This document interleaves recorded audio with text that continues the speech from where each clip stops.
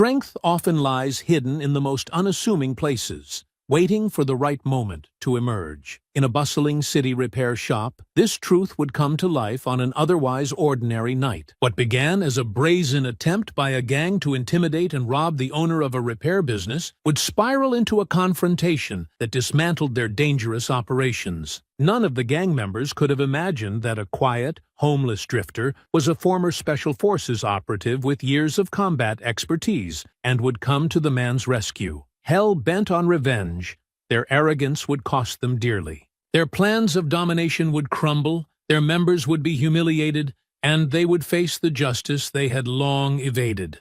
This isn't just a story of a skilled veteran protecting what's right. This is about how one man's quiet courage, paired with the resilience of a determined business owner, brought down a gang that had terrorized the city and proved that determination and integrity can turn the tide against even the most ruthless oppressors. Before we go any further, comment where in the world you are watching from, and make sure to subscribe. Andre Phillips leaned against the wall of the alley, arms crossed, his eyes scanning the scene in front of him.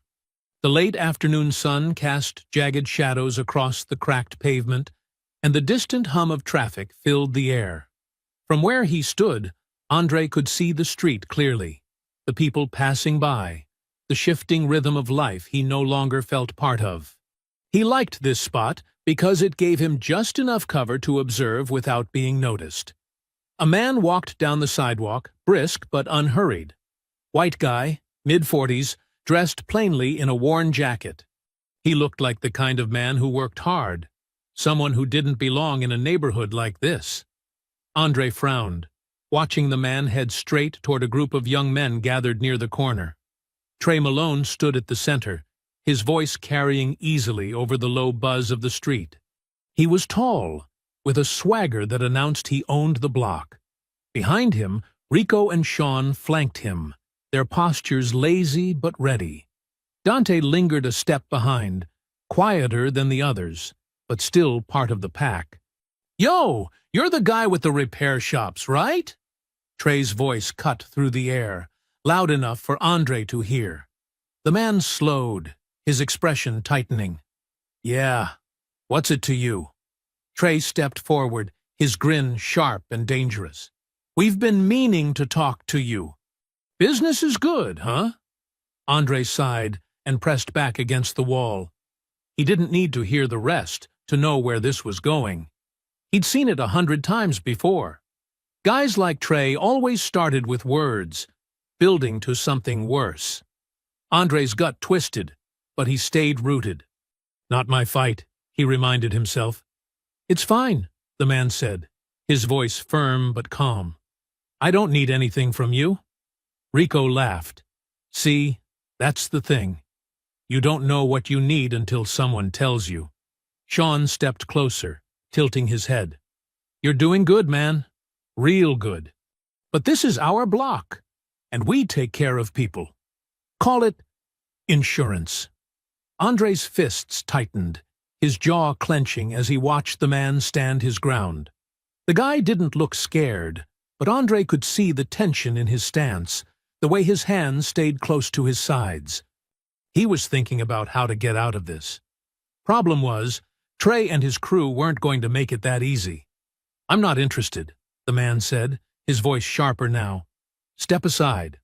Trey's grin dropped, and his eyes hardened. "That's not how this works, man. You don't walk away until we're done talking." Andre exhaled slowly, his breath fogging in the cool air. He knew the next move would come any second. Trey's type always pushed until they got what they wanted, or until someone pushed back. For a moment, Andre's fingers twitched at his sides.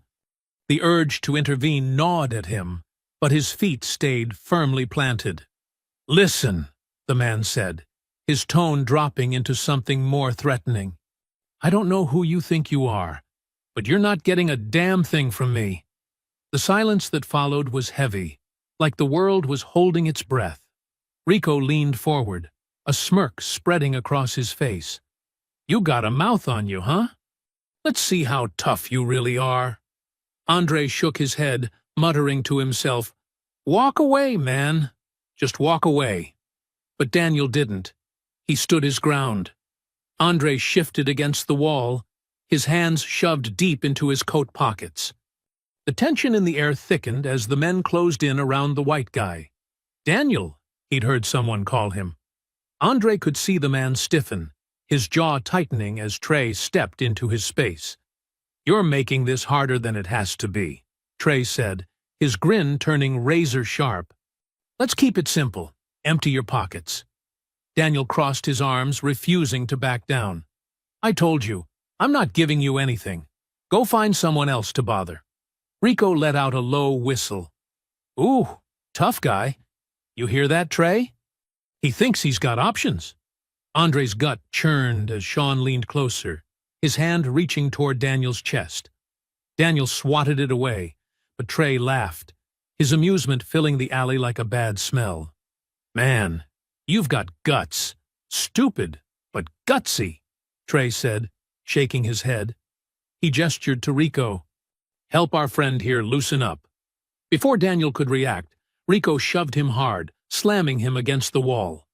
The sound echoed down the alley, sharp and jarring. Daniel grunted, but he didn't go down. "Back off!" Daniel snapped, shoving Rico away. His voice was strong, but Andre could hear the strain in it. Trey sighed dramatically, spreading his arms. "See, now you're making us look bad. We're just here to help. Why you gotta be so ungrateful?" Sean snickered and stepped forward, grabbing the front of Daniel's jacket. "Come on, let's see what you've got." Andre watched as Daniel's hands flew up, trying to push Sean off. His resistance only seemed to encourage them. Rico joined in, patting Daniel's sides mockingly before slipping a hand into his pocket. "Hey, look at this!" Rico pulled out a leather wallet, holding it up like a prize. "Man's been holding out on us." "Give that back!" Daniel lunged for the wallet, but Trey's fist shot out, catching him in the stomach. The air rushed out of Daniel's lungs, and he stumbled, his hand clutching his side. "Look at him," Sean said, laughing. "Thought he was gonna scare us off." Andre's fists tightened, his nails digging into his palms. He didn't want to get involved, but watching the man get beaten down sparked something deep in his chest. The scene played out too familiar. Helplessness, powerlessness, the same things that had haunted him for years. Daniel struggled to straighten, his voice hoarse. "You think this makes you men? Jumping someone 3-on-1? Trey's smirk widened. "Man, you're lucky we're feeling generous." "Could have been worse." Andre's breath quickened, his heart pounding in his chest. He was still in the shadows, his body frozen between instinct and doubt. "Not my fight," he told himself again. "Not my problem." But Daniel didn't stop fighting. Even as they shoved him back against the wall, rifling through his pockets, he kept struggling, throwing weak punches that only made them laugh harder. Rico pulled a handful of cash from Daniel's wallet, waving it in the air. "Dinner's on him tonight, boys." The laughter grated against Andre's ears. His jaw clenched so hard it hurt. He pressed himself against the wall, forcing himself to stay rooted. It wasn't his fight. It wasn't. Then Trey raised his fist again, aiming for Daniel's face. Andre's breath hitched. He felt his body tense, the old instincts firing in his veins. The man's muffled groan echoed in the alley, breaking something inside Andre. He cursed under his breath. His feet moved before his mind could stop them, carrying him out of the shadows. Andre's shoulders pressed back against the brick wall, his eyes narrowing as the gang's mockery turned crueler. Daniel struggled to steady himself, his hands gripping the edge of the wall for support. Trey stood over him, smirking, as Rico and Sean rifled through his belongings like vultures, picking at scraps. "Check this out," Rico crowed, holding up a gleaming watch he'd pulled from Daniel's wrist. The gold band caught the fading sunlight, glinting brightly against the grime of the alley. "Man's rocking some serious bling." Daniel lurched forward, his breath ragged. "Give that back." His voice cracked, but there was desperation behind it. Trey snatched the watch from Rico's hand, examining it with mock curiosity. "Damn, this thing's got some weight to it. Bet we could get a good price for this, huh?" "No!" Daniel's shout echoed off the walls. He pushed himself upright, wobbling but determined. "That's not just a watch. It belonged to my grandfather." Sean scoffed, stepping in front of Trey protectively. "Yeah? And what's that supposed to mean to us?" Daniel's chest heaved, his voice breaking. "Please, I'm begging you. Take the money. Take whatever you want. But leave the watch." "It's all I've got left of him." The gang erupted into laughter. Rico slapped his knee. "Man's getting all sentimental on us. You hear this, Trey?" Trey's smirk widened as he dangled the watch in front of Daniel just out of reach. "Aw, come on now. Don't make it personal. It's just a watch, right?" Daniel lunged for it, but Trey shoved him back with a single hand, sending him crashing into the wall. His head hit the bricks with a sickening thud, and he slumped to the ground, groaning. Andre's fists clenched tighter, his nails digging into his palms. He'd seen enough. Every second felt like a blade carving into his chest, cutting away the excuses he'd been telling himself. The laughter, the cruelty, the way Daniel's face twisted in pain. It all ignited something inside him that he couldn't suppress any longer. Trey held the watch up again, turning it over in his hand. "Looks like we've got ourselves a little souvenir, boys. Might just keep this one for myself." "Don't," Daniel rasped, his voice barely above a whisper. "Please." Andre stepped forward, his shadow stretching out onto the pavement. His voice rang out, sharp and commanding, cutting through the gang's laughter like a blade. "That's enough." The gang froze, their heads snapping toward the sound. Andre's figure emerged from the shadows, his face hard as stone, his posture rigid with purpose. Trey's smirk faltered, but only for a moment. "And who the hell are you supposed to be?" Andre's eyes locked on Trey, cold and unwavering. "I said, that's enough. Leave him alone." Trey's smirk returned as he turned his full attention to Andre. Behind him, Daniel slumped against the wall, groaning in pain as he struggled to stay conscious. The gang barely spared him a glance, their focus now on this new interruption. "Look at this guy," Rico sneered, sizing Andre up with a dismissive glance. "What are you even doing here, huh? Shouldn't you be digging through trash or something?" Sean chuckled, stepping closer. "Man's probably mad we're messing with his favorite donation spot. Sorry, old-timer, but this ain't your business." Andre's expression didn't waver, his gaze shifting briefly to Daniel before locking back on Trey. "You've had your fun. Walk away while you still can." That brought a round of laughter from the group. Rico nudged Sean, shaking his head. "This dude serious? Thinks he's gonna scare us off looking like that?" Trey tilted his head, the grin never leaving his face. "Man, I don't know who you think you are, but this ain't your fight. So why don't you turn around and go back to your little cardboard box?"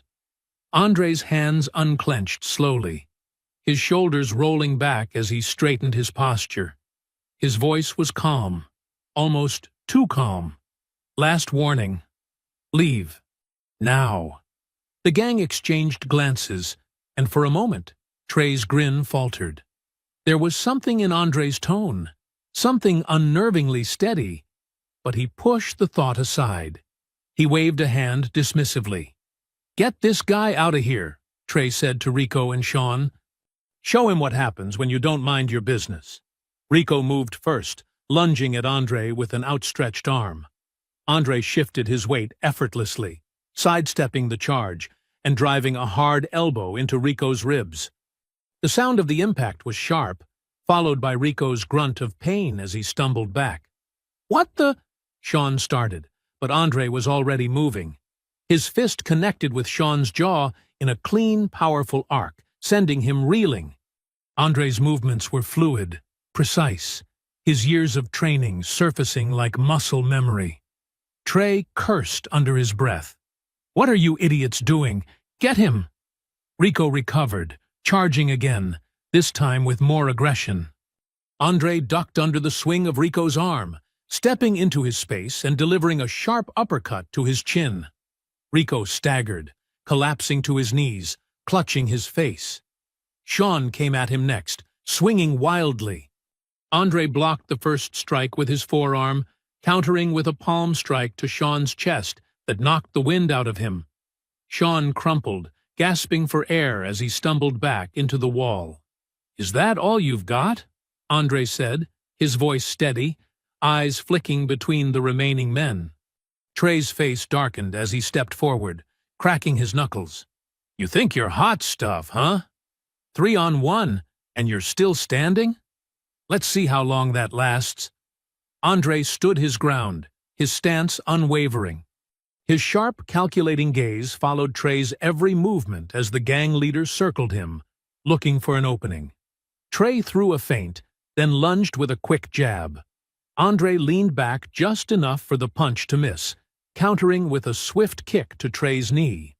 Trey grunted in pain, stumbling back, but recovering quickly. "Come on!" Trey barked, gesturing to the others. "Get up! We're not letting this bum take us down."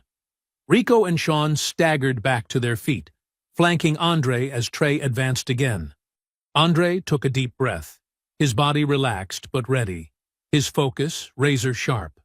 Andre's breathing was steady, but his muscles burned.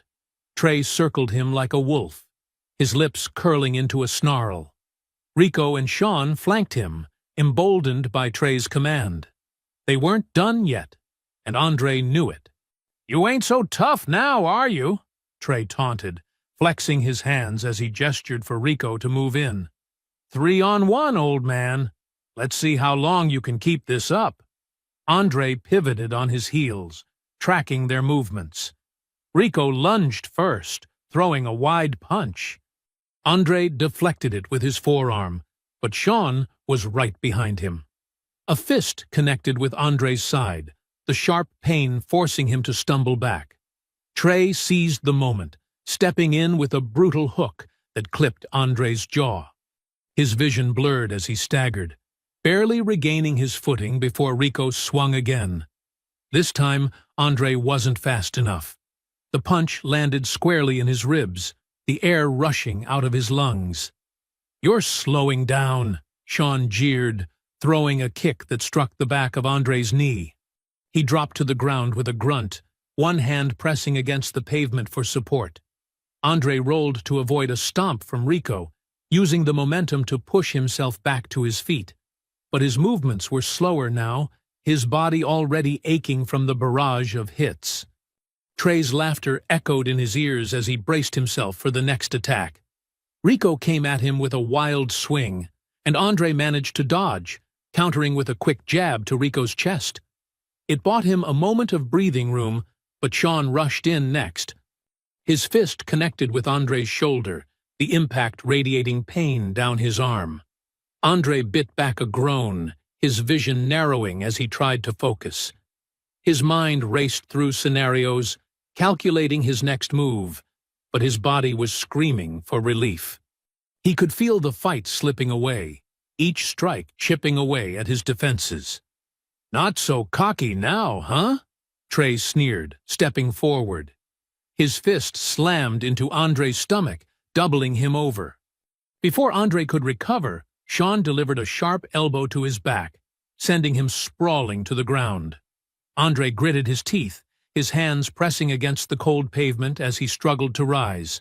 Trey loomed over him, Rico and Sean flanking his sides. "Stay down, old man," Trey spat. "You're done." But before Trey could strike again, a voice broke through the chaos. "Get away from him!" Daniel's shout echoed down the alley, raw and determined. Trey turned, his smirk fading as Daniel stumbled toward them. Blood trickled from a cut above his brow, and he clutched his side, but his eyes burned with defiance. "I said, get away from him." Andre pushed himself up on one knee, glancing at Daniel. The man was battered, barely standing, but his presence was enough to shift the gang's focus for a moment. "You gotta be kidding me," Rico muttered, shaking his head. "This guy's back?" Daniel ignored him, stepping closer. "You want to fight?" he rasped. "You're gonna have to go through both of us." Andre forced himself to his feet, the pain in his body dulled by the surge of adrenaline. He stepped up beside Daniel, their backs almost touching as they squared off against the gang. "You should have stayed down," Andre muttered, his voice low but steady. Daniel gave a weak chuckle, his lips curling into a defiant grin. "Not really my style." Andre adjusted his stance, his fists rising as the gang hesitated, their confidence wavering. "Then let's finish this." Andre stood firm, his back lightly brushing against Daniel's as they squared off against Trey and his gang. The men circled cautiously now, their earlier cockiness replaced by frustration. Rico and Sean rubbed their bruises, glaring at Andre, while Trey's sharp eyes flicked between his crew and their opponents. "Two guys," Trey muttered, his voice dripping with contempt. "Two busted-up losers, and you still can't handle them?" Andre's gaze flicked toward Daniel, who was barely holding himself upright, but still clenched his fists. "We've handled worse," Andre said coldly. "You're just a bum," Rico snapped, stepping forward. "Look at you, frail as hell. You're lucky you're even standing right now." Andre's jaw tightened, but he didn't respond. Instead, he let Rico's bravado guide him into making a mistake. Rico swung wildly, and Andre ducked, stepping inside his reach and slamming a fist into his ribs. Rico let out a pained grunt, stumbling back. "Stay down," Andre warned, his voice sharp and commanding. "Get up!" Trey barked at Rico, but before he could recover, Andre shifted toward Sean, who had darted forward. Sean's punch grazed Andre's shoulder, but Andre countered with a sharp uppercut to his jaw, sending Sean sprawling onto the pavement. Trey cursed, his hands balling into fists. "You think you're tough, huh?" He lunged at Andre with surprising speed, his punch aimed squarely at Andre's face. Andre sidestepped, grabbing Trey's arm and twisting it sharply. Trey yelled, his knees buckling as Andre forced him down. Daniel managed to move forward, throwing a clumsy punch at Rico, who was trying to rise again. The hit wasn't clean, but it was enough to send Rico back down with a groan. Daniel staggered but didn't fall, his breath ragged. Andre towered over Trey, who was now on his knees, clutching his twisted arm. Sean lay groaning a few feet away, while Rico barely moved, his face twisted in pain. Andre's steady, cold gaze swept over the three men. "Not so tough now," Andre said quietly, his voice laced with controlled fury. Trey gritted his teeth, glaring up at him. "This ain't over, old man." Andre leaned closer, his eyes narrowing. "If you come back, it will be."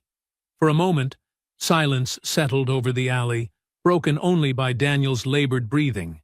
Then, with a sudden burst of movement, Trey grabbed a handful of dirt and gravel from the ground, throwing it into Andre's face. Andre stumbled back, his vision blurring. "Now!" Trey shouted, scrambling to his feet. Rico and Sean moved quickly, using the distraction to pull themselves up. Sean shoved Daniel hard, sending him crashing back into the wall. Andre wiped at his eyes, clearing his vision just in time to see the gang retreating down the alley, their steps uneven but fast. Trey turned back briefly, his grin twisted. "Catch us next time, old man." Andre straightened, his body taut, but he didn't give chase. His eyes stayed on the shadows where they disappeared, his breathing steadying. "They ran," Daniel muttered, his voice tinged with disbelief. I thought we had them." Andre let out a slow breath, his fists relaxing at his sides. "We did. They just got lucky." Daniel leaned heavily against the wall, wiping blood from his brow. "You were incredible back there. I mean, you wiped the floor with them. But how? Who are you? Andre hesitated, his gaze still fixed on the mouth of the alley. He didn't look at Daniel as he spoke. Just someone who's had a lot of practice. Daniel frowned, his expression searching. That's not just practice. That's training. Real training. Andre finally turned to face him, his expression unreadable. You don't need to know my story. What you do need to know is that guys like them don't quit. They'll be back. Daniel nodded slowly, his lips pressing into a thin line. Then, we make sure we're ready. Andre's eyes flicked back to the shadows, his jaw tightening. Damn right. Andre leaned against the alley wall, his chest heaving as the adrenaline began to ebb. The sharp aches of his bruises and the dull throb in his ribs were setting in now, but he barely noticed. Beside him, Daniel collapsed onto a low stack of crates, pressing a hand to his side and wincing. Hell of a night, Daniel muttered, his voice thick with exhaustion, though a faint trace of humor lingered beneath the words. Andre glanced at him, his sharp gaze assessing Daniel's injuries. You'll live, he said plainly, though his tone softened just enough to make it clear he wasn't indifferent. You've got guts. Most people would have folded. Daniel huffed out a tired laugh, leaning forward with his elbows on his knees.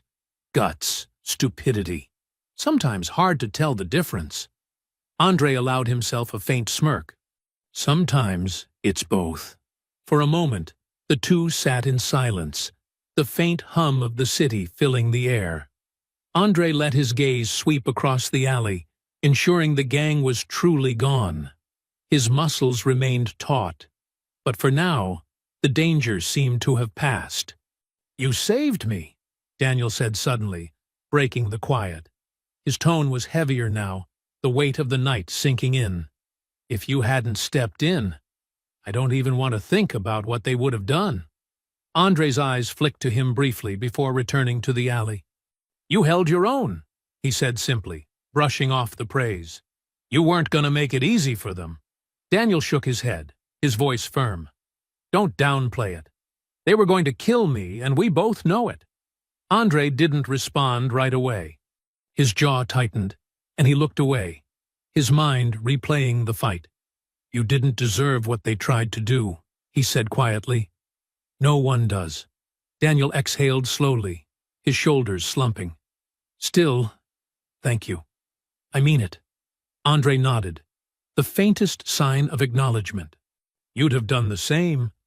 Daniel chuckled weakly, rubbing the back of his neck. Not sure I'd have done it as well.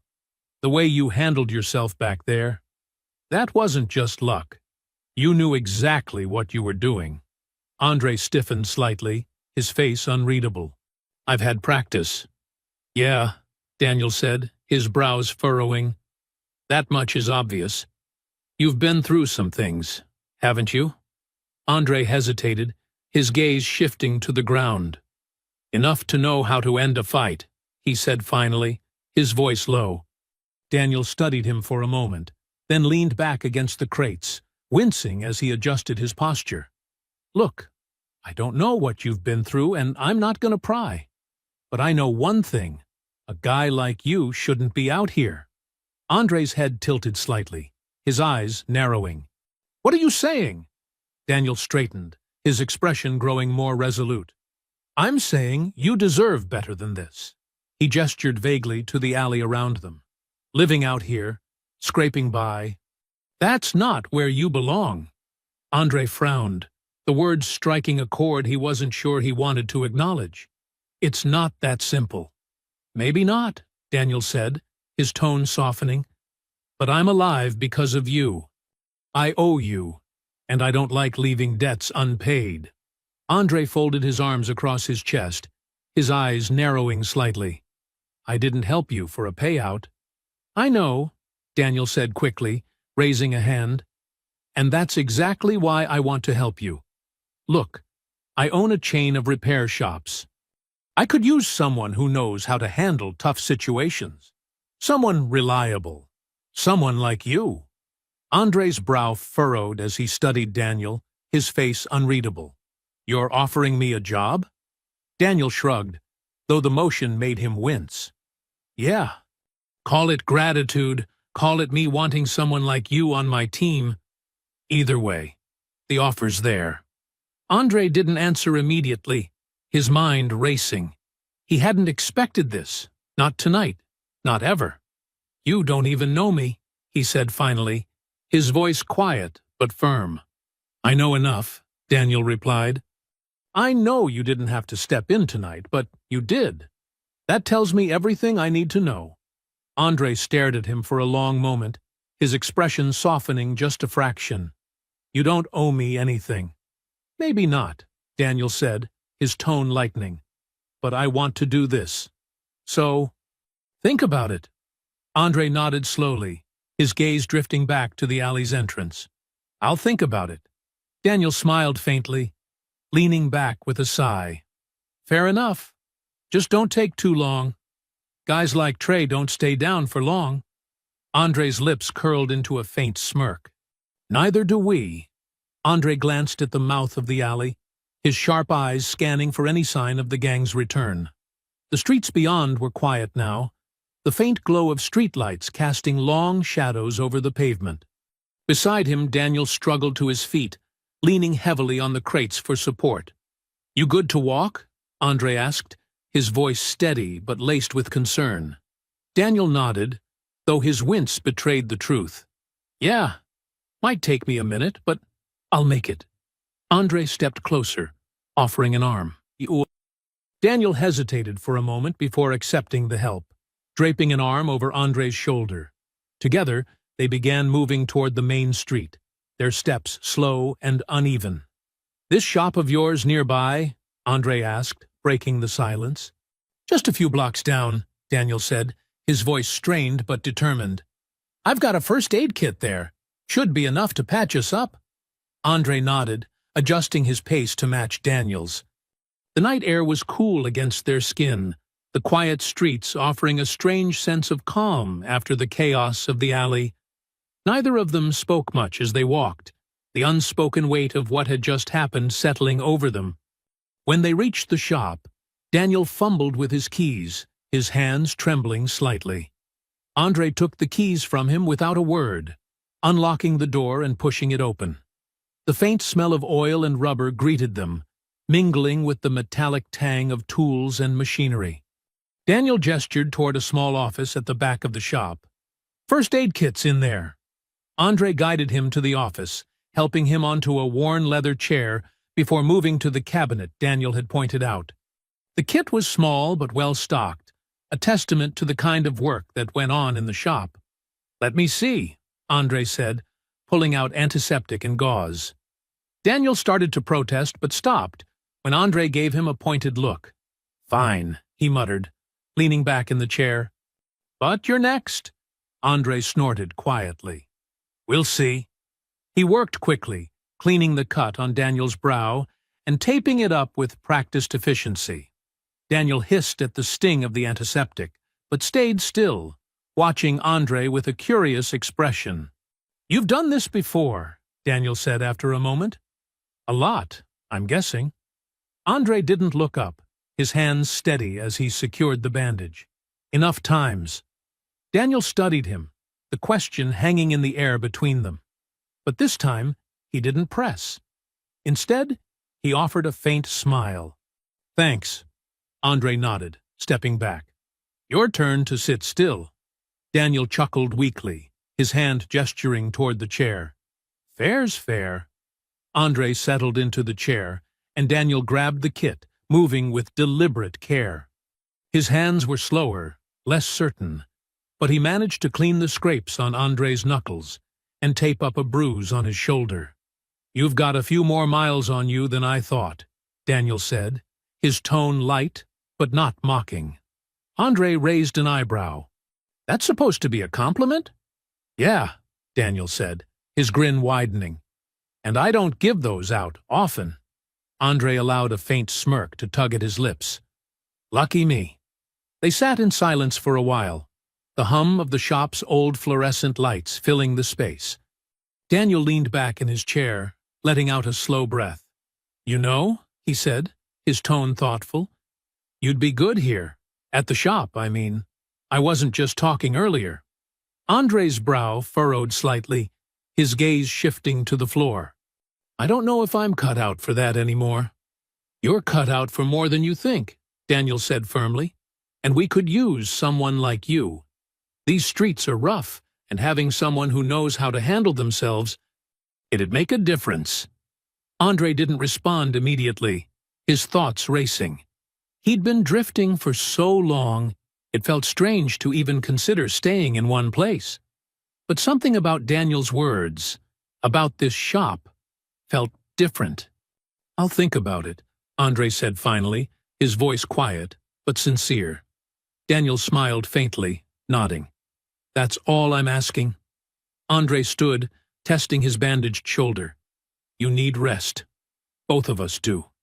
And we need to figure out what happens next. Daniel stood as well, his posture stiff but steady. Agreed. Because something tells me those guys aren't done. Andre's gaze darkened slightly, his expression hardening. They're not, but neither are we. Andre paced the shop floor, his hands resting on his hips as he surveyed the dimly lit space. The steady hum of the fluorescent lights overhead mixed with the faint metallic creak of machinery settling in the still air. Daniel leaned against the doorway to the office, watching Andre with an expression caught between gratitude and concern. You should stay here tonight, Daniel said, breaking the silence. His voice was calm, but carried a note of insistence. It's not much, but it's better than wherever else you've been sleeping. Andre stopped mid-step, turning to face him. His sharp gaze narrowed slightly, and he folded his arms across his chest. I'm fine, he said curtly. Daniel frowned, pushing off the door frame. No offense, but you don't look fine. You just took on 3 guys, got beat up in the process, and you're standing here pretending like you're bulletproof. Andre's jaw tightened, but he didn't respond immediately. His eyes flicked to the tools scattered across a nearby workbench, their orderliness betraying Daniel's meticulous nature. I've been worse off, he said finally, his tone flat. Daniel stepped closer, his voice softening. I don't doubt that. But you don't have to be tonight. The shop's safe. There's a cot in the back I used to crash on when I worked late. It's yours, if you want it. Andre hesitated, his arms tightening across his chest as if shielding himself from the offer. He wasn't used to this. Help, kindness, anything that required letting his guard down. Why do you care? Daniel's brows furrowed slightly, his tone steady. Because you saved my life, and because I've been where you are, not exactly, but close enough to know what it feels like to think no one gives a damn. Andre studied him for a long moment, the weight of the man's words pressing against the walls he'd built around himself. Finally, he let out a slow breath, his shoulders relaxing slightly. You're persistent. I'll give you that. Daniel chuckled, though the motion made him wince. That's what my wife used to say. A flicker of something passed through Andre's eyes, but it vanished as quickly as it came. Fine, he said, his voice resigned. I'll stay. Daniel smiled faintly, gesturing toward the back of the shop. Come on. It's nothing fancy, but it beats the pavement. Andre followed him through the cluttered shop, his footsteps echoing softly. The back room was small, with shelves stacked high with spare parts and tools. In one corner was an old cot, a folded blanket resting on top. Daniel motioned toward it. Make yourself at home. Bathroom's through that door if you need it. Andre nodded, stepping closer to the cot, but not sitting down. He stared at it for a moment, his thoughts swirling. I haven't slept in a real bed in a while. Daniel leaned against the doorway, watching him carefully. I don't know what you've been through, he said after a moment, his tone cautious. But I can see it's been a lot. Andre's shoulders stiffened, his back still to Daniel. You don't want to know, he said quietly. Maybe not, Daniel replied. But sometimes it helps to talk. Andre finally sat on the edge of the cot, his hands resting on his knees. He stared at the floor, his voice low and even. I've done things, bad things. Some I had to, some I didn't. And I've paid for it. Every damn day. Daniel didn't press, giving Andre the space to say as much, or as little, as he wanted. I thought maybe out here, I could disappear, Andre continued, his voice barely above a whisper. But it doesn't matter where you go. The past doesn't stay buried. Daniel nodded slowly, his expression thoughtful. The past doesn't have to define you. Andre looked up at him, his eyes dark and guarded. It does, when it's all you've got. Daniel straightened, his tone firm but not unkind. Maybe it's time you had something else. Andre didn't respond, his gaze drifting back to the floor. The silence stretched, heavy, but not uncomfortable. I'll let you get some rest, Daniel said finally, turning toward the door. Lock up if you need to.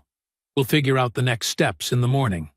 Andre nodded, pulling the blanket over his lap as Daniel left the room. The soft click of the door closing was followed by silence, save for the faint hum of the shop's lights. For the first time in what felt like years, Andre allowed himself to relax, his body sinking into the cot. Sleep came slowly, but when it did, it was deep and dreamless. Andre stirred awake to the faint creak of the shop door. His instincts sharpened instantly, his muscles tensing as his eyes adjusted to the pale morning light filtering through the small window. Sitting up quickly, he scanned the room, his body still coiled for action. "Easy," came Daniel's familiar voice. He stepped into the room, holding 2 steaming cups of coffee. "It's just me." Andre relaxed slightly, though his shoulders remained stiff. He rubbed the sleep from his eyes, still half-dazed from the first decent rest he'd had in months. "What time is it?" "Early," Daniel replied, setting one of the cups on the small table by the cot. "Thought you could use this." Andre nodded his thanks, wrapping his hands around the cup and letting the warmth sink into his skin. The bitterness of the coffee woke him further, grounding him in the moment. He glanced at Daniel, who looked tense despite his casual demeanor. "You look like you've seen a ghost," Andre said, his sharp gaze narrowing slightly. Daniel hesitated, leaning against the doorframe. "It's probably nothing," he said, though his tone betrayed the uncertainty in his words. Andre raised an eyebrow. "What happened?" Daniel sighed, running a hand through his hair. "On my way here this morning, I got this feeling. Like someone was following me." Andre straightened, setting his cup down on the table. "You're sure?" Daniel shrugged, his hands gesturing vaguely. "Not entirely. It was just, you know that sense you get when someone's watching you? I looked back a couple of times, but I didn't see anyone. Still, it didn't feel right." Andre's expression darkened, his jaw tightening as he processed the information. "Could have been one of them. Trey and his guys like to size up their targets before they make a move." Daniel frowned, his arms crossing over his chest. "You really think they'd try something again? After last night?" "Absolutely," Andre said firmly. "They're pissed, and they've got something to prove. You humiliated them, and I made them look weak. They won't let that slide." Daniel let out a slow breath, his shoulders slumping slightly. "Great. So now what? I can't keep looking over my shoulder every time I leave the house." "You don't have a choice," Andre said, his tone calm but direct. "Until this is over, you stay alert. If you think someone's following you again, don't lead them here or anywhere important. Stick to crowded places, take detours, and keep your phone on you at all times." Daniel nodded slowly, processing Andre's advice. "All right. What about the shop? They know where it is. If they want to hit me where it hurts, this is the place they'll go." Andre leaned back, his fingers drumming lightly on the arm of the chair. "That's why I'll stick around for now. Watch the area. Keep an eye out for anything suspicious. If they're planning something, they'll slip up. Daniel tilted his head, studying Andre. You're really willing to go this far. You've already done so much. Andre's lips pressed into a thin line. I don't like unfinished business. Trey's the type who thinks he owns these streets. If we don't stop him, he'll keep coming. Daniel nodded, his jaw tightening. Then we do this smart. I've got cameras around the shop. They're basic, but they work. Maybe we can catch something useful. Andre smirked faintly. Not bad. Daniel gave a small shrug, his expression grim. Learned the hard way. You don't last long in this neighborhood without being prepared. Andre stood, rolling his shoulders as he finished the last of his coffee. All right, let's check the footage and take a look around. If Trey's got someone watching you, we'll figure out who it is. Daniel straightened, his determination growing. Let's get to it. Together, they left the back room and moved into the main area of the shop. The space was bathed in soft morning light, the faint hum of machinery filling the air. Andre's eyes were sharp, scanning every corner for anything out of place. He could feel the tension in the air, the quiet before a storm. As Daniel set up the cameras to review the footage, Andre stood near the shop's entrance, his focus unwavering. Trey's gang was out there somewhere, and he knew they wouldn't wait long to strike. But this time, he and Daniel would be ready. Andre stood near the shop's entrance, his arms crossed as he stared out into the street. The morning sunlight bathed the pavement in a golden glow, but the quiet still felt uneasy. His instincts remained sharp, every small sound putting him on edge. Behind him, Daniel fiddled with the shop's security system, setting up the small monitor on the workbench. It's not the best setup, Daniel admitted, plugging in the last cable. But it's gotten me out of trouble before. Andre turned, stepping closer to examine the setup. The screen displayed several camera angles, the shop's entrance, the side alley, and a portion of the street out front. Better than nothing, Andre said, his voice calm but focused. Let's see what we've got. Daniel rewound the footage to the early morning, the time he'd left for the shop. The grainy black-and-white images flickered across the screen, showing Daniel walking down the street with his bag slung over his shoulder.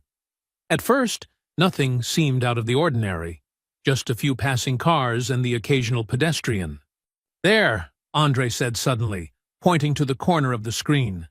A figure appeared briefly, stepping out from behind a parked car before ducking back into the shadows. Run that back. Daniel rewound the footage, freezing the frame where the figure appeared.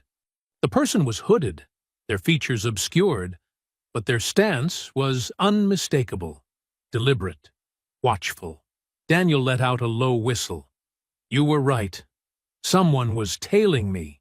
Andre's eyes narrowed as he studied the screen. They're not amateurs. They stayed out of sight, but not enough. You probably spooked them when you looked back. Great, Daniel muttered, rubbing the back of his neck. So now what? They know where I work, and they're probably reporting back to Trey as we speak. Andre straightened, his expression hardening. We use it to our advantage. Daniel turned to him, his brow furrowing. What do you mean? Andre gestured toward the screen. If they're watching you, they'll assume you're an easy target. They don't know you've got someone watching your back now. Daniel nodded slowly, his mind working to keep up. So, we let them come to us? Exactly, Andre said, his tone firm. We prepare. If they make a move, we'll be ready. Daniel hesitated, his gaze flicking to the screen. And if they don't? If they're planning something bigger? Andre's jaw tightened. Then we go to them before they can pull it off. Daniel let out a slow breath, his hands resting on the edge of the workbench. You're sure about this? Andre met his gaze, his eyes steady and unyielding. If we don't act, they'll keep pushing. The longer we wait, the stronger their position gets. Daniel nodded, his determination returning. All right, but we need a plan, something solid. Andre smirked faintly. Already working on it. The two men spent the next hour going over the shop's layout and vulnerabilities. Daniel showed Andre the blind spots in the camera coverage, while Andre suggested ways to fortify the entrances. Together, they moved around the shop, testing locks and repositioning tools that could double as makeshift weapons. "You've done this before," Daniel said as they secured the back door. Andre shrugged, his expression unreadable. "I've picked up a few things along the way." Daniel didn't press further, sensing that Andre wasn't ready to share more. Instead, he focused on the task at hand. "If they come back, they'll probably hit us after dark. That's when they'll feel safest." Andre nodded. "Agreed. We'll need to stay ahead of them, anticipate their moves." Daniel glanced at him, a faint grin breaking through his seriousness. "You sure you don't want to run the shop? You'd make a hell of a manager." Andre snorted quietly, shaking his head. "Not my style." The moment of levity was brief but welcome, easing the tension between them. As they finished their preparations, Andre's sharp gaze lingered on the street outside. The morning might have been quiet, but he knew better than to trust the calm. "They'll come," Andre said quietly, more to himself than to Daniel. "And when they do, we'll be ready." The shop buzzed with activity as the morning shifted into full swing. The clang of tools, the hum of engines, and the chatter of customers created a lively symphony that filled the air. Andre stood near the entrance, arms crossed, watching the bustle with an air of quiet observation. "You planning to stand there all day? Or are you going to help out?" Daniel called from across the shop, a grin tugging at the corners of his mouth. Andre smirked faintly and stepped forward. "Just making sure no one's sneaking up on us," he said dryly, though there was a lighter note to his voice. Daniel chuckled, tossing him a grease-stained rag. "Well, how about you keep an eye on this carburetor while you're at it? Don't worry, I'll show you the ropes."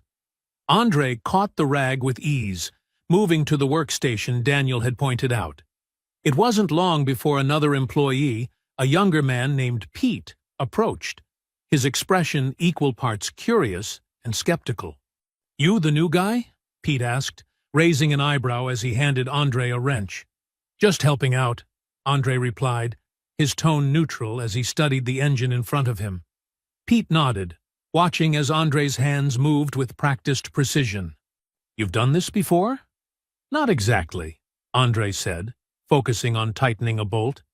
"But I've fixed things in my time." "Could have fooled me," Pete muttered, impressed despite himself. As the day went on, Andre found himself drawn into the rhythm of the shop. Customers came in with complaints, some straightforward, others more complex, and Andre stepped in where he could, offering a steady hand and a sharp eye. His calm demeanor and knack for problem-solving quickly caught the attention of both the employees and the customers. By midday, Daniel leaned against the counter, watching as Andre explained a repair to a customer with a level of confidence that belied his lack of formal experience. "You're a natural," Daniel said once the customer had left, shaking his head in disbelief. "You sure you haven't done this before?" Andre shrugged, wiping his hands on the rag. "Fixing things is just about understanding how they work, and how they break." Daniel smiled. "Well, you've got the touch. Customers love you." "Pete hasn't stopped talking about how you outpaced him this morning." "Maybe he needs to step up his game," Andre said with the faintest hint of a grin. The day continued in a blur of activity. Andre helped unload a delivery of parts, guided another employee through troubleshooting an engine issue, and even managed to charm a particularly difficult customer who'd been on the verge of storming out. By the time the sun dipped low in the sky, the shop was quieting down. Andre leaned against the counter, rolling his sore shoulders. His hands were smudged with grease, and his muscles ached from the physical labor. But for the first time in a long while, he didn't mind. "You did good today," Daniel said, walking up beside him. His voice was warm, genuinely appreciative. "The crew likes you. The customers like you. And judging by that look on your face, I'd say you even liked it. Andre glanced at him, his expression thoughtful. It wasn't bad, he admitted. Kept me busy. Daniel chuckled, patting him on the shoulder. That's the spirit. You know, if you ever want to make this a regular thing, the offer's still open. Andre didn't answer immediately, his gaze drifting toward the shop's open door. The faint sounds of the neighborhood filtered in, reminding him of the dangers still looming just beyond. We'll see, he said finally, his voice steady but non-committal. Daniel nodded, not pushing the point. Fair enough. Either way, I'm glad you were here today. Couldn't have done it without you. Andre's lips twitched into a faint smile. You'd have managed?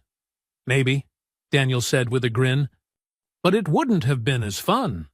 As the last customer left, and the shop finally closed its doors, Andre found himself lingering near the counter. The day had been long, and the work had been demanding, but it had also been satisfying. For the first time in a long while, he felt like he'd done something worthwhile.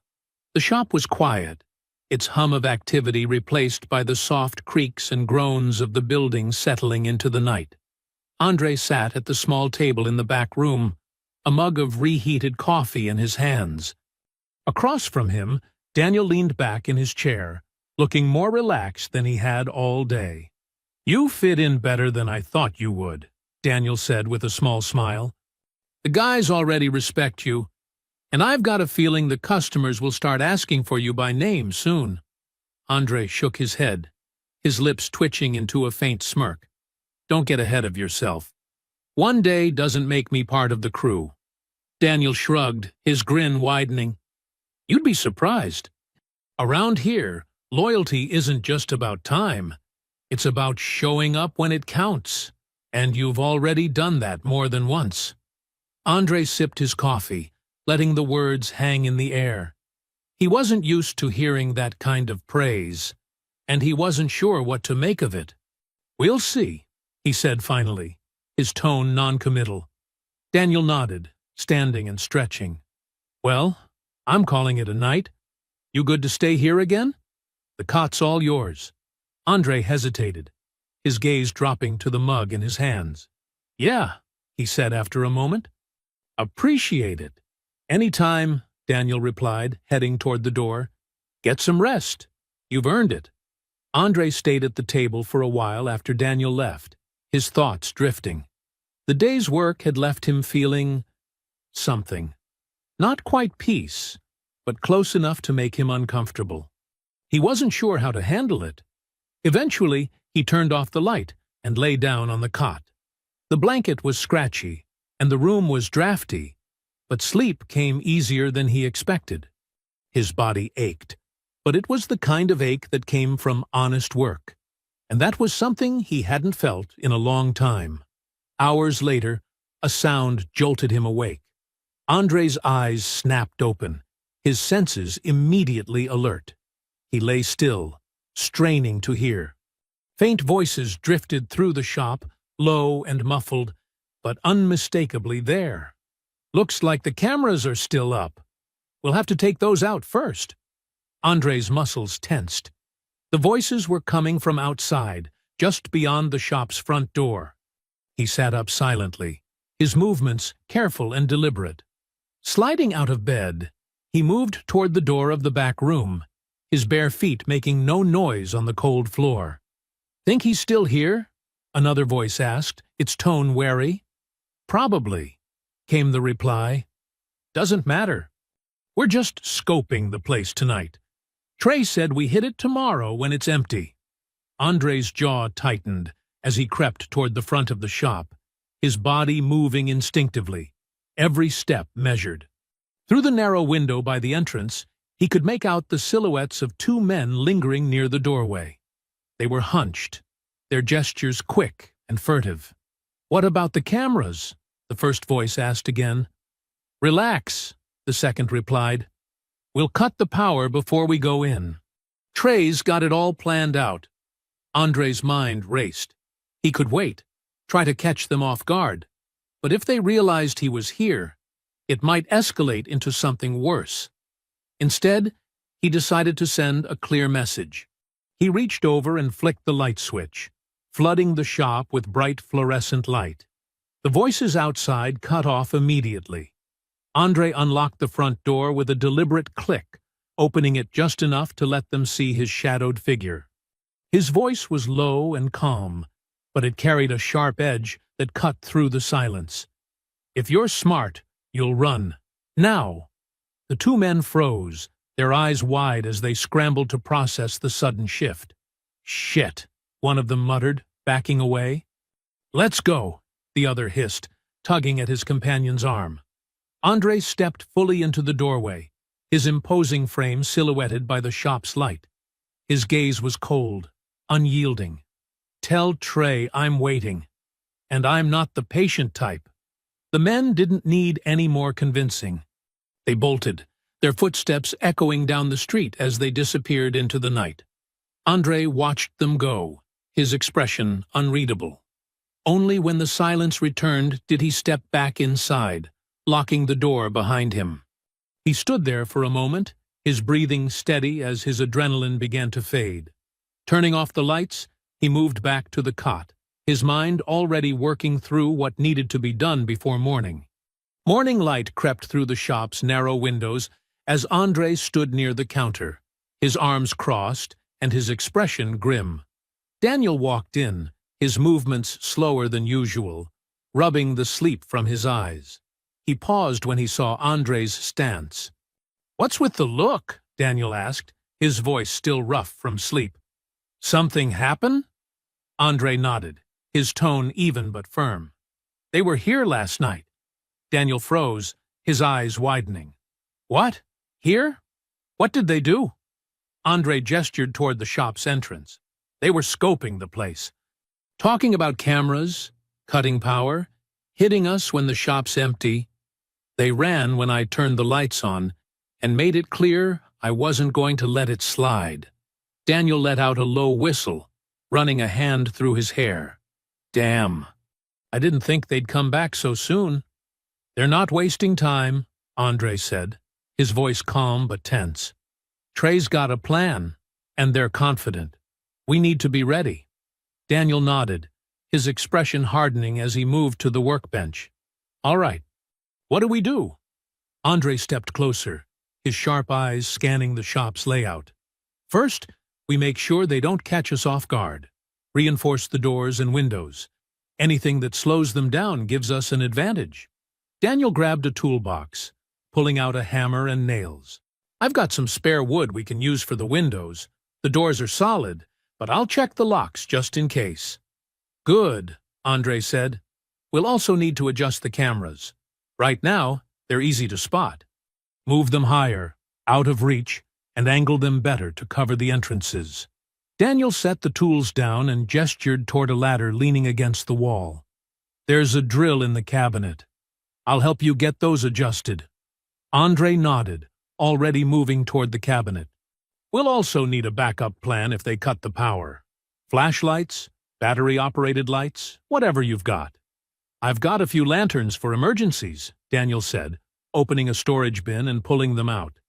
"They're bright enough to light up the whole shop." "Perfect," Andre said. "Set those up where we can grab them quickly." As they worked, the tension in the air was palpable, but productive. Andre moved with precision, his years of experience guiding his every action. Daniel followed his lead, his determination growing with every task. "So," Daniel said after a while, breaking the silence, "what's the plan when they show up? Just scare them off again?" Andre paused, tightening a bolt on one of the cameras. "No. This time, we make sure they understand they've crossed a line. But we do it smart. No unnecessary risks." Daniel frowned, leaning against the ladder as Andre adjusted the camera angle. "Smart doesn't always stop guys like Trey. They don't think like normal people." Andre's lips pressed into a thin line. "That's why we outthink them. They're used to people folding under pressure, not fighting back." Daniel nodded, his expression resolute. "All right. But if this goes sideways, We call the cops. Agreed? Andre hesitated, then gave a curt nod. Agreed. But we'll make sure they don't get a chance to do any real damage before that happens. They worked through the morning, reinforcing every vulnerable point in the shop. The cameras were repositioned, the windows secured, and the entrances fortified. By midday, the shop had transformed from a regular business into a defensible stronghold. Daniel stepped back, wiping sweat from his brow as he surveyed their work. Not bad for a couple of guys with no blueprint. Andre allowed a faint smirk. Not bad at all. As they finished setting up the last lantern, Daniel leaned against the counter, his expression thoughtful. You know, this isn't exactly how I pictured my week going. Andre chuckled softly. Yeah? How'd you picture it?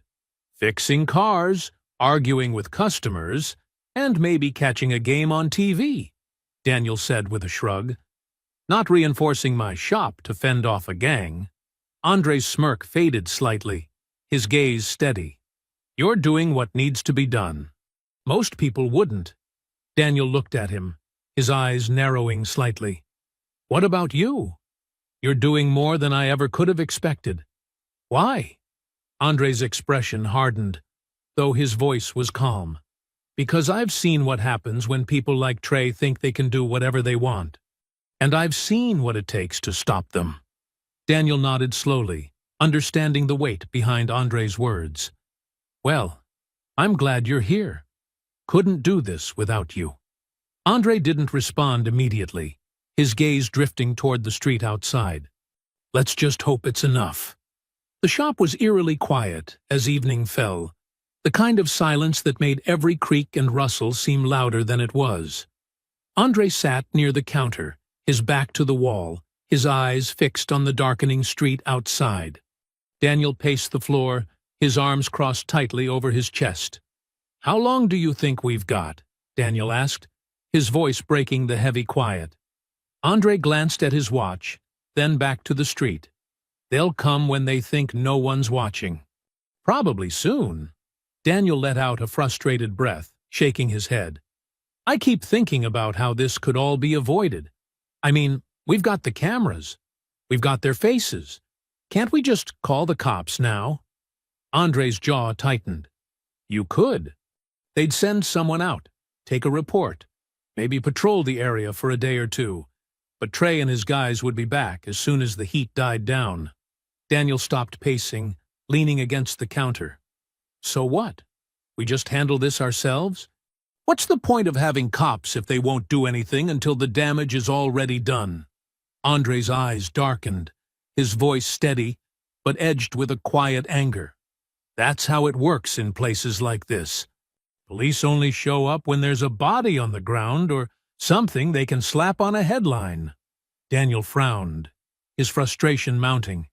It's messed up. I pay my taxes. I built this shop from nothing. And now I'm supposed to just accept that I'm on my own? Andre didn't answer right away. His gaze focused on the shadows stretching across the street. You're not on your own, he said finally. Not tonight. Daniel glanced at him, his expression softening. Yeah. I guess I'm lucky you came along. Andre smirked faintly. You're lucky I don't sleep much. The brief levity eased some of the tension, but it didn't last. The two men fell back into silence, their nerves coiling tighter with every passing minute. Andre's posture remained rigid, his body alert and ready, while Daniel paced again, unable to keep still. What happens if this goes bad? Daniel asked suddenly, his voice quieter now. What if we can't stop them? Andre looked at him, his expression calm but resolute. We will. Daniel sighed, running a hand through his hair. I don't know how you stay so calm. I'm ready to crawl out of my skin. Andre's smirk returned, though it was tinged with something darker. You learn to push it down. Focus on what you can control. Daniel studied him for a moment, his brow furrowing. That's a lot easier said than done. It is, Andre admitted. But it's the only way you get through nights like this. Before Daniel could respond, Andre held up a hand, his head snapping toward the window. "They're here!" Daniel froze, his eyes widening as he moved closer to Andre. "You sure?" Andre nodded, gesturing for Daniel to stay low. He pointed toward the street, where shadows moved just beyond the range of the street lights. Figures crept closer, their shapes barely visible against the darkened backdrop. "Trey and his guys," Andre said quietly. "Looks like 4 of them." Daniel crouched behind the counter, his breath coming faster. "What do we do?" Andre's voice was calm, controlled. "Stick to the plan. Stay low, stay quiet, and let them think they've got the upper hand. We'll hit them when they're least expecting it." Daniel nodded, though his hands trembled slightly as he gripped the edge of the counter. "Got it." Andre crouched as well, his sharp eyes fixed on the gang as they approached. The faint sound of their muffled laughter reached the shop, casual and cocky, as if they had already won. Trey walked at the front of the group, his swagger unmistakable even in the dim light. "They're confident," Andre murmured, his lips curling into a faint smirk. "That'll be their mistake." Daniel swallowed hard, his voice barely above a whisper. "You've got a plan for this, right?" Andre's gaze didn't waver from the figures outside. "Yeah. Just stick close and let me handle the heavy lifting." The sound of footsteps grew louder, the gang now just outside the shop. Andre's body tensed, every muscle ready to spring into action. He glanced at Daniel one last time, his voice steady and reassuring. "We've got this." Daniel nodded, taking a deep breath to steady himself. Together, they waited, the air thick with anticipation as the gang made their move. The shop was dimly lit, the overhead fluorescents turned off to keep the interior hidden from the street. Andre and Daniel crouched behind the counter, their bodies tense as they listened to the faint sounds of the gang breaking in. The quiet crack of the lock giving way was followed by the creak of the door swinging open. Andre's eyes narrowed as Trey and his crew filed in, their shadows long and jagged against the faint light spilling in from the street. Trey walked in first, his swaggering steps radiating confidence. Behind him, Rico and Sean carried crowbars, their postures loose but predatory. Dante lingered in the back, his head darting from side to side like a nervous bird. "All right," Trey muttered, his voice low but commanding. "Get to work. Cameras first, then anything that looks expensive." Rico nodded, gesturing to one of the walls. "I'll handle the cameras." Andre gave Daniel a quick, steadying glance. "Remember the plan," he whispered, his voice barely audible. "Stay low, and don't hesitate." Daniel nodded, clutching a wrench tightly in his hands. "Got it." The gang spread out, their footsteps echoing softly in the quiet shop. Trey stayed near the entrance, his knife glinting faintly as he flipped it open and closed, his smirk widening. "Told you this place was easy money," he muttered, mostly to himself. Andre waited until Rico was reaching for one of the cameras, his arm raised high with a crowbar. Then, in one fluid motion, he rose from his hiding spot and struck. His fist connected with Rico's ribs, the force sending the man staggering back with a loud grunt of pain. "What the hell?" Trey yelled, his knife snapping open as he spun toward the commotion. Daniel jumped up from behind the counter, swinging the wrench with both hands. The metallic clang echoed as it struck Sean's crowbar mid-swing, deflecting it and sending Sean reeling. Daniel pressed the advantage, shoving Sean hard into a nearby workbench. Dante froze, his eyes wide as he saw Andre advancing. I didn't sign up for this," he stammered, dropping his bag and stumbling toward the exit. "Then leave," Andre growled, his voice cold and commanding. Dante hesitated for a split second before bolting out the door, disappearing into the night. Rico, clutching his side, pulled out his phone with shaking hands. "We need backup," he gasped into the receiver. "Get here now." Andre's gaze snapped to Rico, his jaw tightening. "So much for keeping it fair." Trey sneered, stepping forward with his knife raised. "You think you're tough, old man? Let's see how tough you are when my boys show up." Andre didn't respond. Instead, he moved with lightning speed, closing the distance between them and knocking Trey's knife from his hand with a sharp strike to his wrist. Trey stumbled back, cursing, as Rico and Sean regrouped, both now armed with crowbars.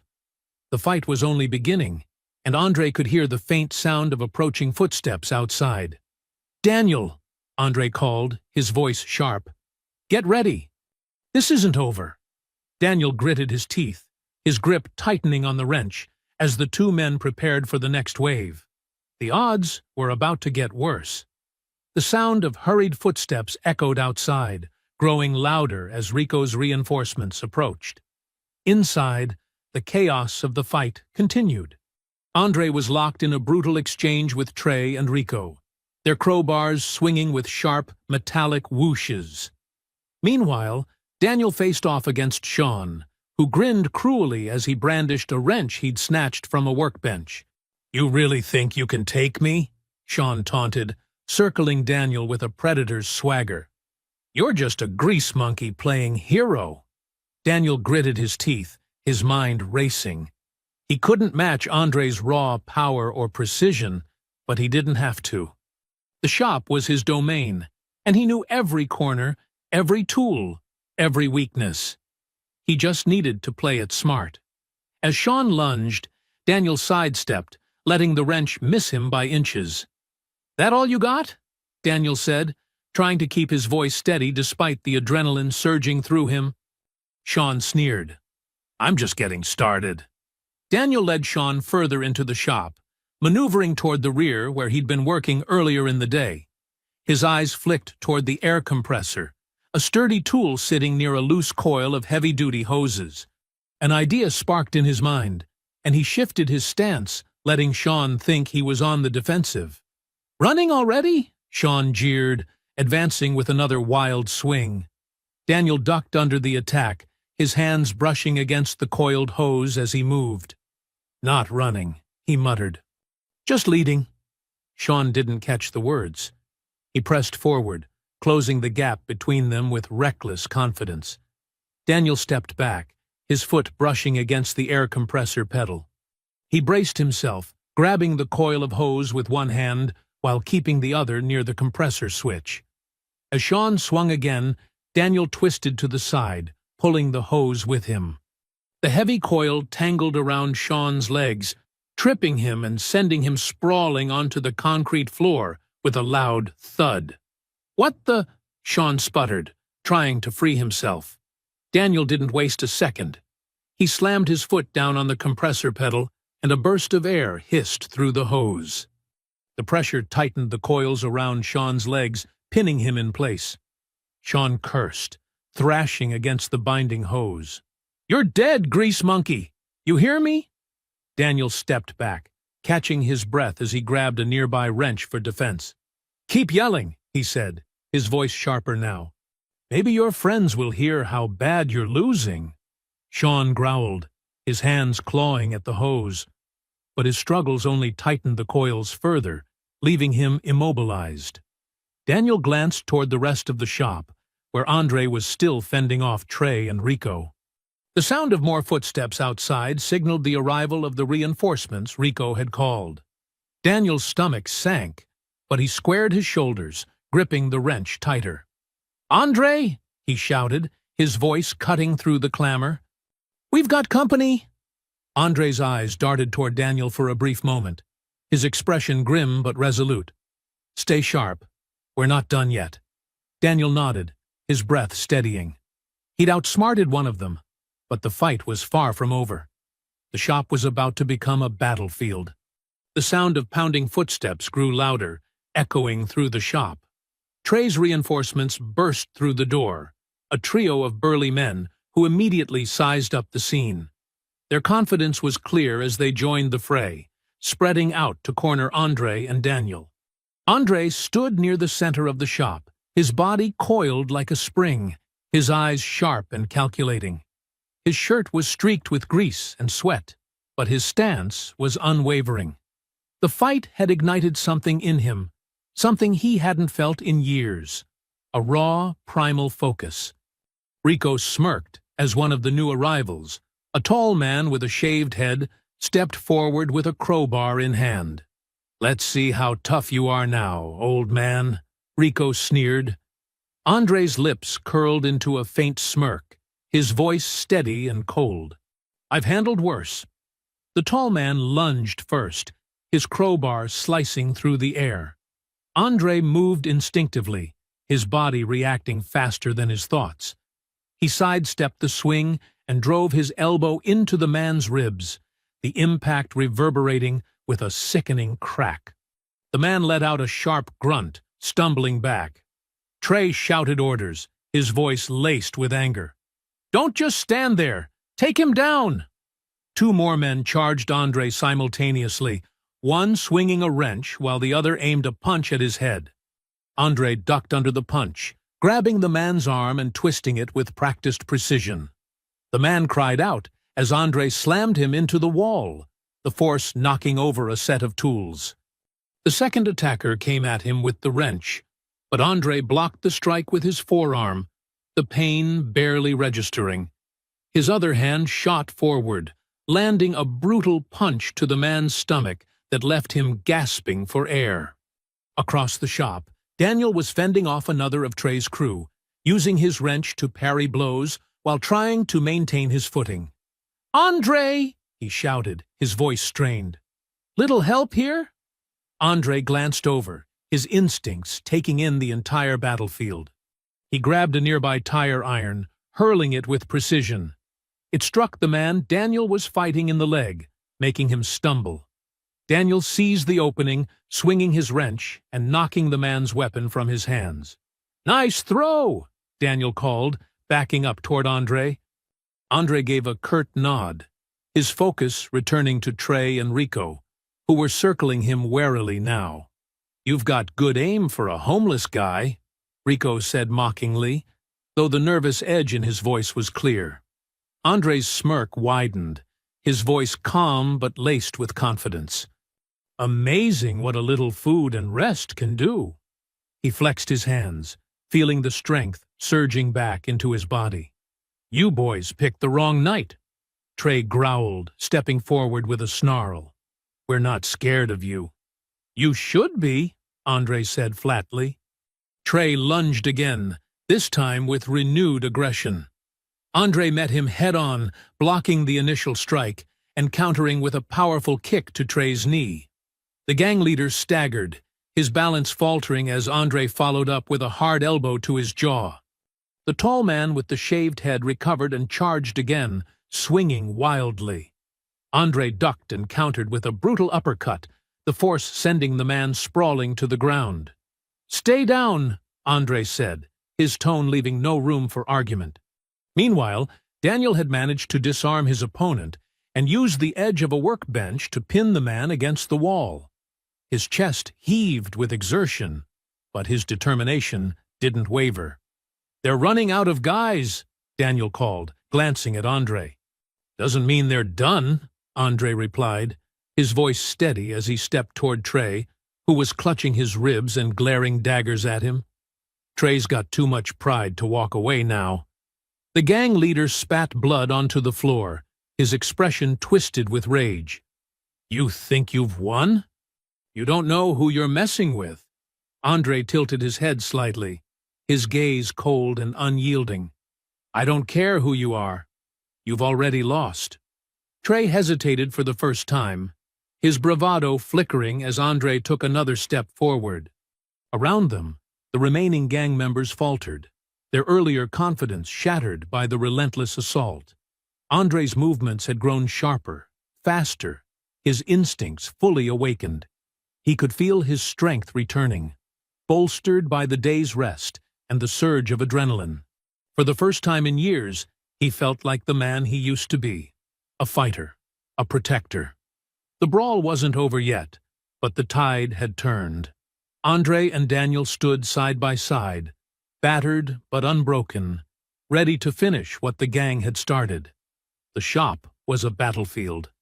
Tools and debris littered the floor, and the faint hum of the streetlights outside was barely audible over the sounds of the scuffle. But the tide had shifted. Andre and Daniel stood tall, their opponents battered and struggling to regain their footing.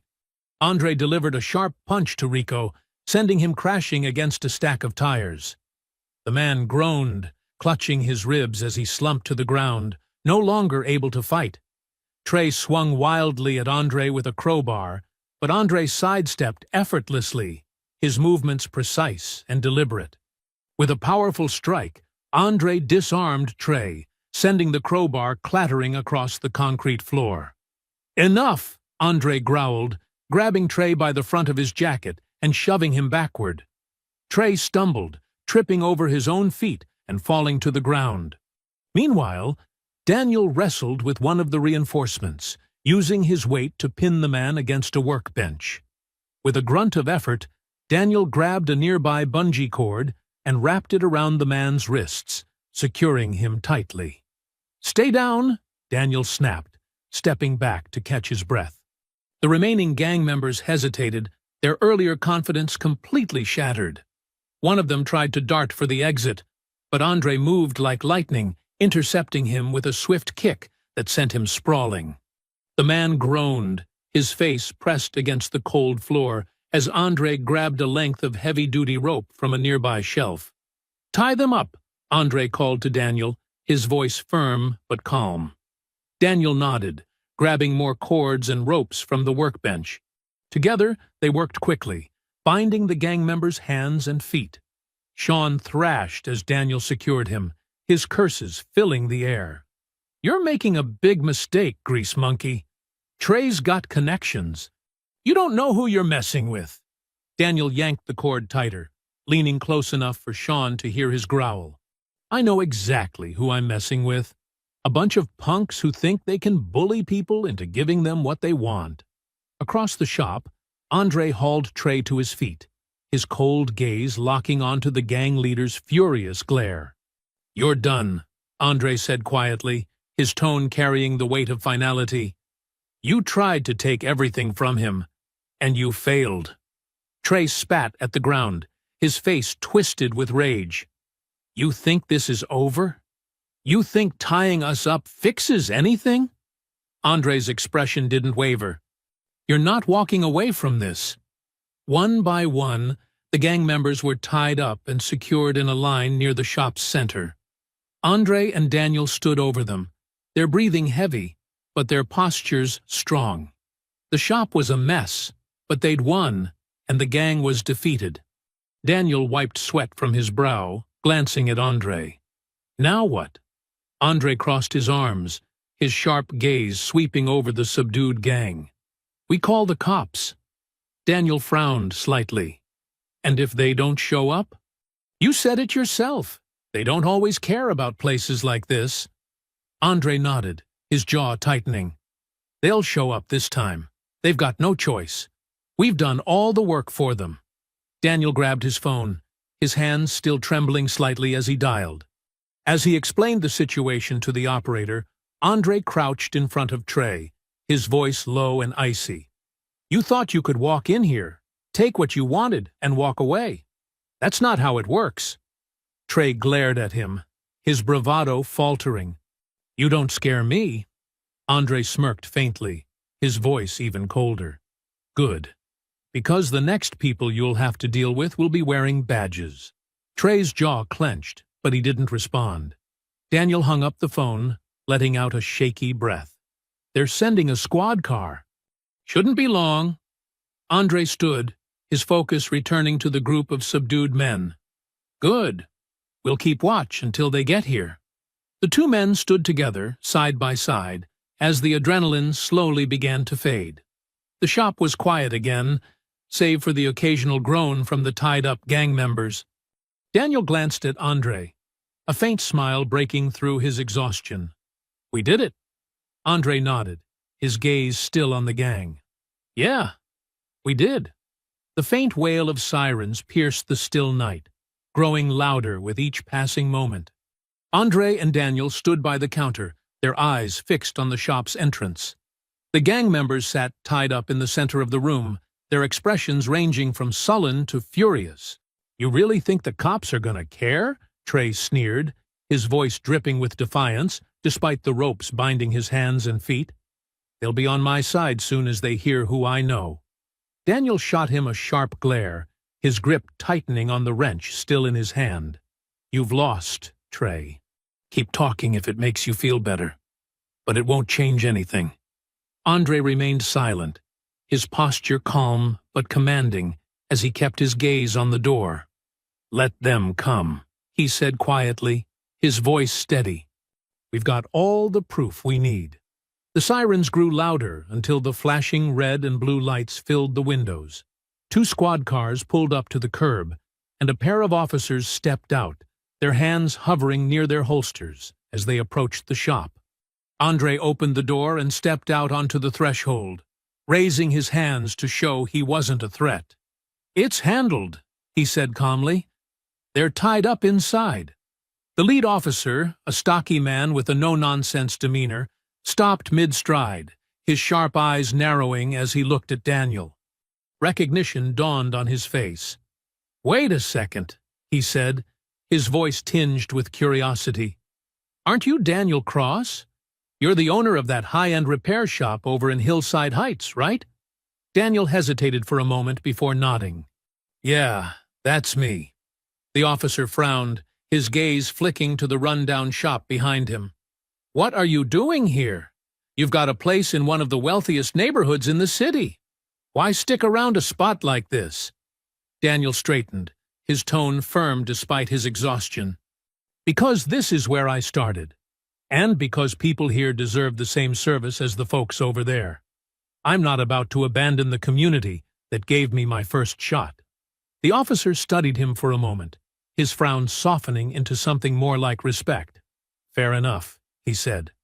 "All right, show us what we're dealing with." Andre stepped aside, letting the officers into the shop.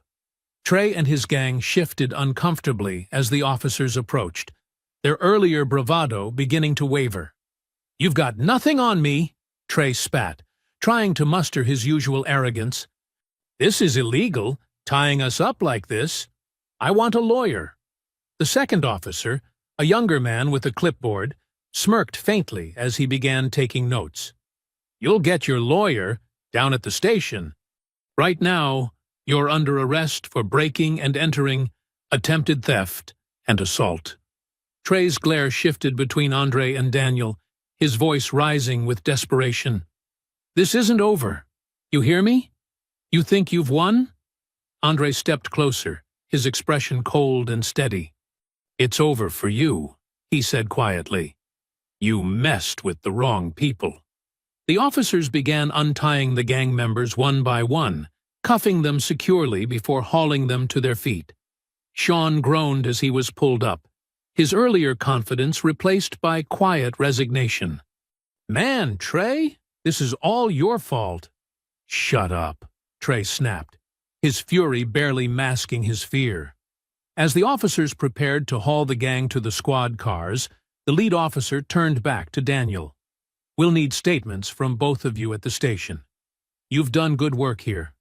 Honestly, most people wouldn't have stood up to guys like these."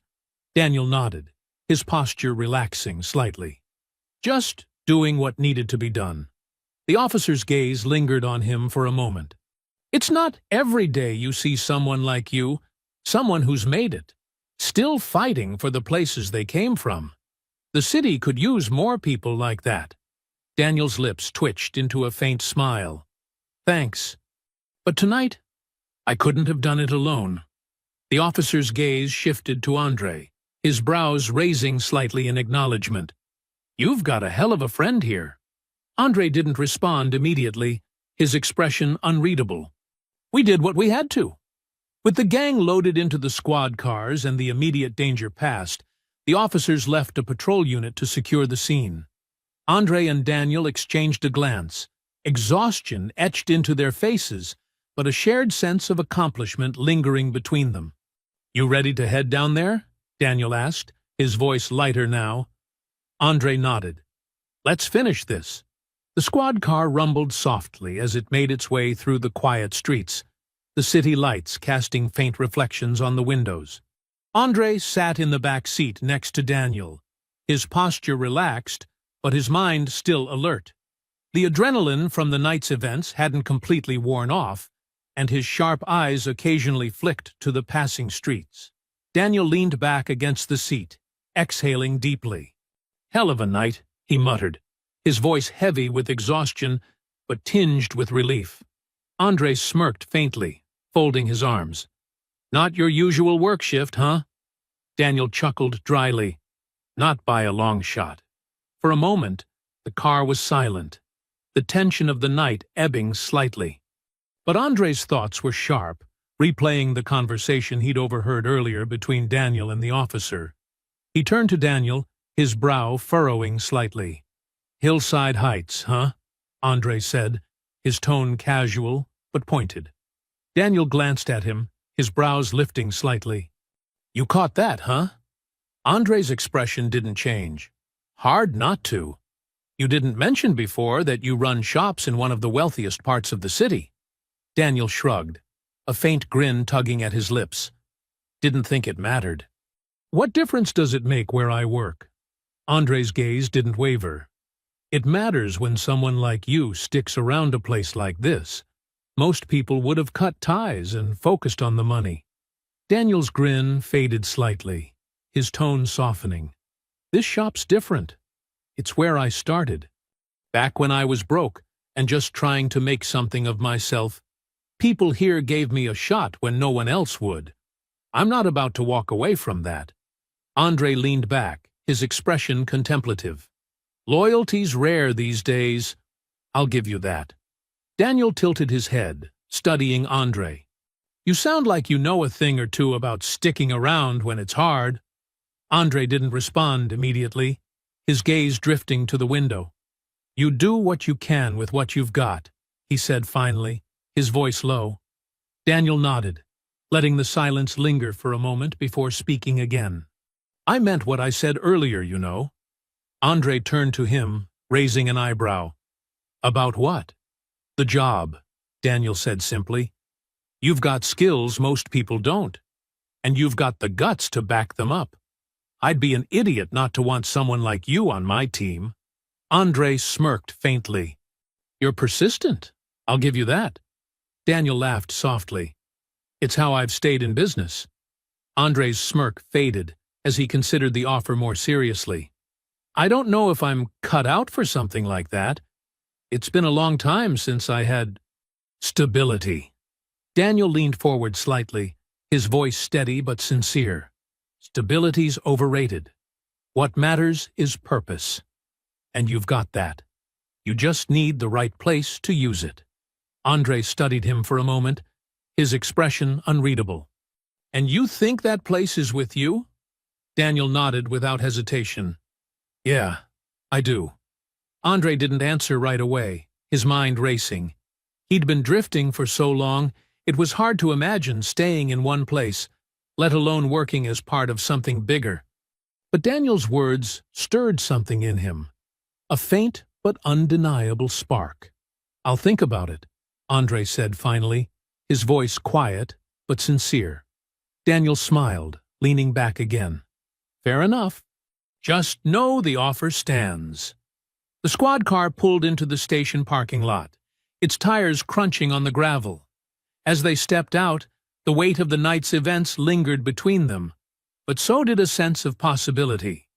Together, they walked toward the station, ready to give their statements and face whatever came next. The fluorescent lights of the police station cast a stark glow over the small, sterile room where Andre and Daniel sat. Across from them, the lead officer tapped away at a keyboard, entering details from their statements. His partner leaned against the wall, reviewing the initial report. "You're lucky you were able to hold them off," the lead officer said, glancing up at them. "Most people wouldn't have made it through a situation like that." Daniel nodded, his voice steady despite the long night. "We didn't have much of a choice. It was either fight back or lose everything." The officer's gaze shifted to Andre, his expression thoughtful. You've got a military air about you. Former service? Andre's jaw tightened briefly before he gave a short nod. A while back. The officer's tone carried a note of respect. Well, it shows. The way you handled those guys, most civilians wouldn't know where to start. Andre didn't respond, his gaze fixed on the officer's notepad. The praise didn't sit right with him. He hadn't done it for recognition. He'd done it because someone needed to stand up, and Daniel couldn't do it alone. The officer wrapped up the report, sliding it into a file. That should cover it. We'll contact you if we need anything else, but with the footage and your statements, this case is pretty open and shut. Daniel let out a breath he hadn't realized he was holding. Thanks. Really? The officer nodded, his expression softening. We'll make sure those guys see some real consequences for this. In the meantime, try to get some rest. You've earned it. Andre and Daniel rose, nodding their thanks before making their way out of the station. The night air was cool and quiet, a stark contrast to the chaos they'd left behind just hours ago. As they climbed into Daniel's car, a heavy but comfortable silence settled between them. The drive back to the shop was uneventful, the city slowly stirring awake as dawn approached. When they pulled into the lot, Daniel parked and leaned back in his seat, letting out a tired laugh. "Home, sweet home," he said, his voice light despite his exhaustion. Andre smirked faintly, glancing at the shop. "You sure this place is worth all the trouble?" Daniel grinned. "You kidding? After tonight, it means more than ever." They stepped inside, the shop quiet and still. The mess from the fight remained, a grim reminder of what they'd endured. Daniel grabbed a broom and started sweeping, his movements slow but purposeful. Andre watched for a moment before picking up a toolbox and beginning to reorganize the scattered tools. The two worked in silence for a while, the shared effort grounding them. Finally, Daniel broke the quiet. "So," he said, not looking up from his task, "any thoughts about my offer?" Andre paused, resting a wrench on the workbench. "You're serious about this? A job and a place to stay?" "Dead serious," Daniel said, leaning on the broom handle. "You're good, Andre. Better than most of the guys I've hired, and I've only seen you work for a day. I don't care where you've been or what you've done. I care about what you can do now." Andre met his gaze, his expression unreadable. "I haven't had a place to call home in years." "Then maybe it's time you did," Daniel said simply. "You've already got what it takes. You just need somewhere to land." Andre's gaze drifted around the shop, taking in the familiar chaos of tools and machinery. The offer felt strange, too good to be true.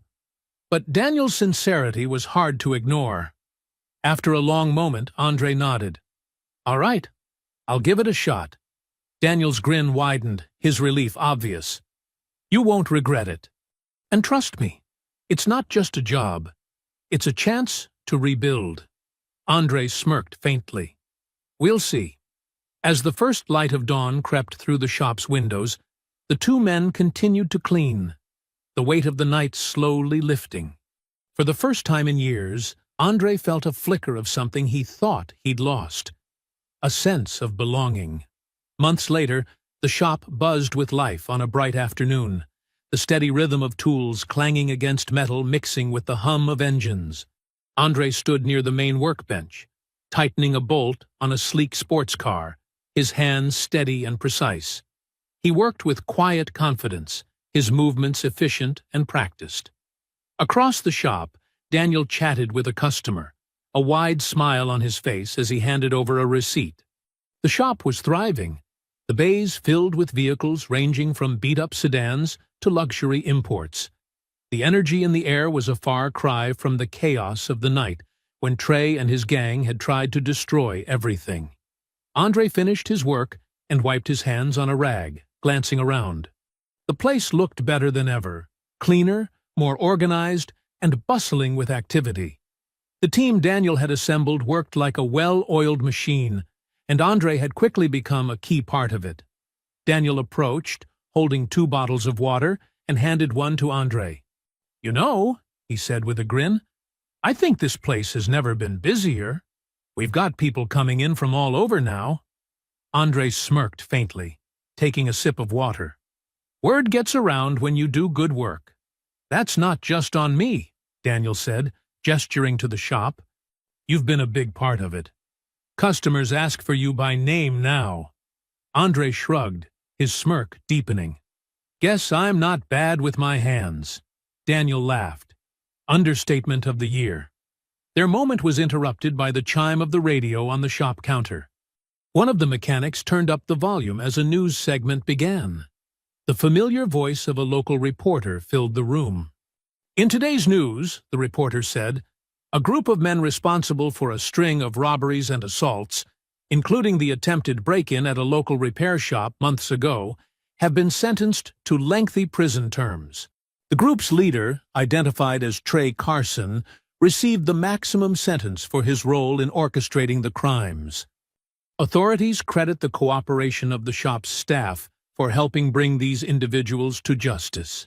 The shop fell silent as the team listened, their expressions a mix of satisfaction and relief. Daniel turned to Andre, a faint grin tugging at his lips. "Looks like it's official." "They're not getting out anytime soon." Andre nodded, his gaze steady. "Good. They deserve it." One of the younger mechanics spoke up, his voice tinged with admiration. "You guys really took them on yourselves that night, huh? That's badass." Daniel chuckled, shaking his head. "It wasn't about being badass. It was about protecting what matters." Andre's eyes softened slightly as he glanced around the shop. "And making sure people like that don't think they can walk all over everyone." The mechanic nodded, his respect clear. "Well, you guys are the real deal. Glad to be part of this team." Daniel clapped Andre on the shoulder, his smile warm. "We've come a long way, haven't we?" Andre allowed himself a small smile. "Yeah, feels good." The radio continued playing in the background, but the team quickly returned to their work, the energy in the shop buzzing with renewed purpose. Andre watched them for a moment, a quiet sense of pride settling in his chest. For the first time in years, he felt not just useful, but truly at home. Daniel leaned against the workbench, taking another sip of water. "So, what's next? You sticking around for the long haul?" Andre smirked, glancing at the sports car he'd just finished working on. "I've got nowhere else to be. And this works for now." Daniel grinned, his expression full of gratitude. "Glad to hear it. Here's to keeping this place thriving, and keeping trouble like that far away." Andre nodded, his gaze drifting to the open shop doors where sunlight streamed in. For the first time in a long time, he wasn't just surviving, he was building something worth fighting for. I hope you enjoyed that story. Please share it with your friends, and subscribe so that you do not miss out on the next one. In the meantime, I have handpicked 2 stories for you that I think you will enjoy. Have a great day!